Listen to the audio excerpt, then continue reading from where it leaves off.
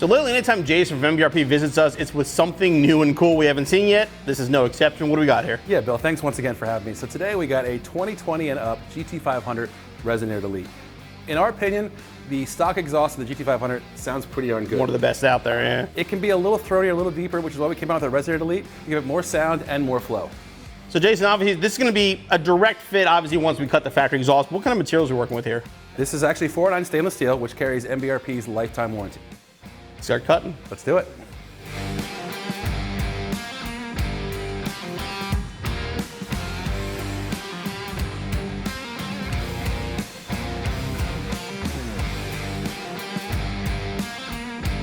So before we get started, we'll give you some sound clips. First, we're going to put it in normal mode.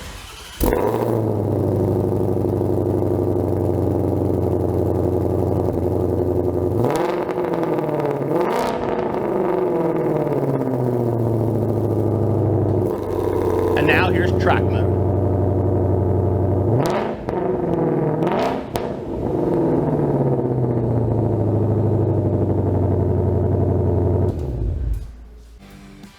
Since we're going to be disconnecting the exhaust at the front, we don't want to take a chance of the tips actually hitting the valance, so we first put rags on top of the tips to protect both them and the valance. With the car off the ground, we're going to go ahead and loosen the nuts on the band clamp that hold the front pipe to the resonator. You don't want to remove the nuts all the way just yet, just loosen them for now.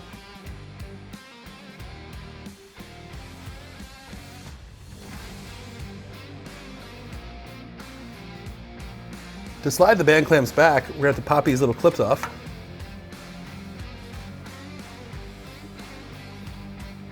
With the clips loosened, we can slide the band clamps back.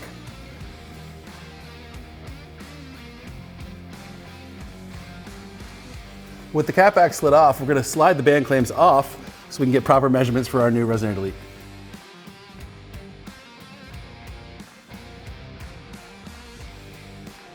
To make our mark for the rear cut, we're going to first line the front of the Resonator Elite up with the front of the stock pipe, and then make a mark where it ends at the rear.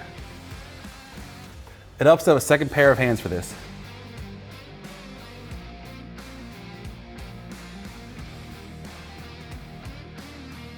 From the mark we made in the rear, we're going to measure 2.5 inches forward.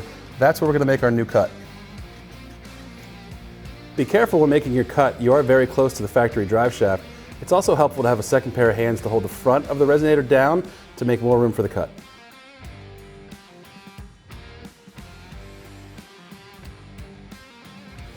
Make sure you remove the rear heat shield on both sides. You will not be reusing this section, so if you need to be aggressive, feel free.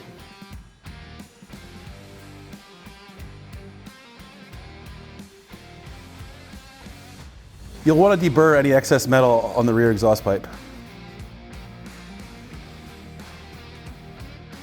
On the new MBRP Resonator Elite, you're going to go ahead and install the new included clamps in the rear and reuse the stock band clamps in the front. Make sure to install those first before placing the pipe in position. We want to slide the rear on first.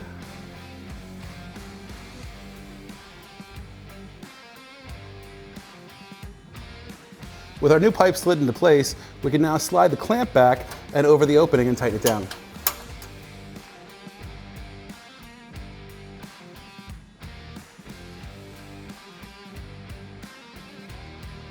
With the rear clamped out, we can go ahead and slide it over the front as well now.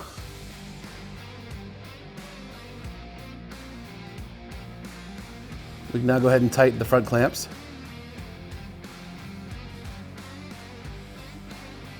Once you make any final alignment adjustments, you can go ahead and tighten everything down. So our MBRP Resonator Elite is installed. Now let's hear how it sounds. We'll go through a couple different modes, go through regular, track, and we'll actually show you quiet mode as well.